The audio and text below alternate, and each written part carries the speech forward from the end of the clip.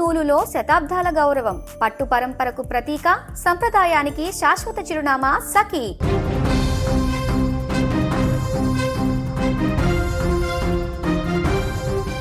మధ్యాహ్నం వరకు ఎండ సెగతో ఉడికిపోయిన తెలంగాణ ఒక్కసారిగా చల్లబడింది. భాగ్యనగరంతో పాటు పలు జిల్లాల్లో వాతావరణం అకస్మాత్తుగా మారిపోయింది. బాణుడి బగబగలకు బ్రేక్ వేస్తూ వరుణుడు ఎంట్రీ ఇచ్చాడు. నగర వ్యాప్తంగా వాతావరణం ఒక్కసారిగా మారిపోయింది. దీంతో నగరంతో పాటు తెలంగాణ వ్యాప్తంగా మరి కాసేపట్లో భారీ నుంచి అతి భారీ వర్షం కురిసే అవకాశం ఉన్నట్లు వాతావరణ శాఖ హెచ్చరించింది. హైదరాబాద్, కామారెడ్డి, మేడ్చల్, మల్కాజ్గిరి, రాజన్న సిరిసిల్ల, రంగారెడ్డి, వికారాబాద్, యాదాద్రి, భువనగిరి జిల్లాల్లో రానున్న 2-3 గంటల్లో తేలికపాటి వర్షం కురిసే అవకాశం ఉందని తెలిపింది.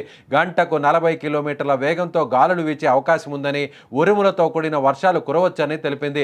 తెలంగాణలో ద్రోణి, క్యూములోనింబస్ మేఘాల ప్రభావం నెలకొందని వాతావరణ శాఖ తెలిపింది. దీని ప్రభావంతో ఇవాళ రేపు కూడా నిజామాబాద్, భద్రాద్రి, కొత్తగూడెం, ఖమ్మం, వికారాబాద్, సంగారెడ్డి, మెదక్, కామారెడ్డి, మహబూబ్ నగర్ జిల్లాలో వర్షాలు కురిసే అవకాశం ఉందని తెలిపింది.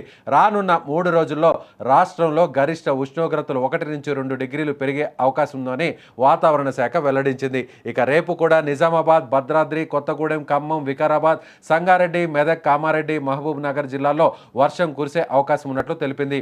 రాష్ట్రంలో రానున్న 3 రోజుల్లో గరిష్ట ఉష్ణోగ్రతలు 1 నుంచి 2 డిగ్రీలు పెరిగే ఛాన్స్ ఉందని పేర్కొంది. మరోవైపు అకాల వర్షాలతో అన్నదాతలు తీవ్ర ఇబ్బంది పడుతున్నారు.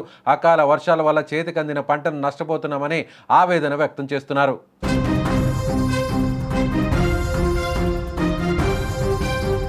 తెలంగాణలో ఇటీవల అధిక ఉష్ణోగ్రతతో అల్లాడిపోయినటువంటి జనానికి ఇప్పుడు ఈ జిల్లాలో కురవబోతున్నటువంటి వర్షాలు కాస్త ఉపశమనాన్ని కలిగించబోతున్నాయి. 40 నుంచి 42 డిగ్రీల వరకు అత్యధిక ఉష్ణోగ్రతలు నమోదైనటువంటి ఈ ప్రాంతాల్లో ప్రస్తుతం ఇప్పుడు వాతావరణం ఒక్కసారిగా చల్లబడబోతుంది. అలాగే సాయంత్రం సమయంలో చల్లని గాలులతో పాటుగా ఈదురు గాలు కూడా వీసే అవకాశం ఉన్నట్లుగా వాతావరణ శాఖ చెబుతుంది. అయితే రాబోయేటువంటి 2-3 రోజుల్లో కొన్ని ప్రాంతాల్లో అత్యధిక ఉష్ణోగ్రత నమోదు కాబోతుంది. 1 నుంచి 2 డిగ్రీల ఉష్ణోగ్రత అంటే సాధారణం కంటే ఎక్కువగా ఇక్కడ ఉష్ణోగ్రతలు కూడా నమోదయ్యే అవకాశం ఉంది. కాబట్టి కొంతవరకు అప్రమత్తంగా ఉండాల్సినటువంటి అవసరం ఉంది. అలాగే ఇప్పటికే రైతన్నలు కూడా ముఖ్యంగా చేతికి అందినటువంటి పంటను బయట ఆరబెట్టుకునేటువంటి క్రమంలో పంటని రోడ్ల మీద అలాగే పొలంలో కయ్యల్లో ఎండబెడుతున్నటువంటి రైతులు కాస్త అప్రమత్తంగా ఉండాల్సినటువంటి అవసరం ఉంది. ఇప్పుడు వాతావరణ శాఖ హెచ్చరించినటువంటి ఈ జిల్లాల్లో ముఖ్యంగా రైతన్నలు తగు జాగ్రత్తలు తీసుకొని అక్కడ వారి పంటను కూడా సేఫ్ ప్లేస్కు తీసుకెళ్లాల్సినటువంటి అవసరం ఉంది.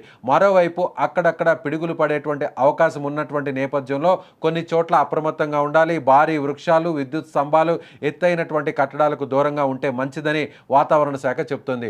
ఓవైపు ఏప్రిల్ చివరాకున మే మాసం దగ్గర పడుతుండడంతో ఈ స్థాయిలో ఉష్ణోగ్రతలు నమోదవడం, మరోవైపు సాయంత్రానికి అక్కడక్కడ వాతావరణం చల్లబడి వర్షాలు కురుస్తుండడంతో ఒక విభిన్నమైనటువంటి వాతావరణం ఇప్పుడు తెలంగాణలో నెలకొనబోతుందని చెప్పవచ్చు.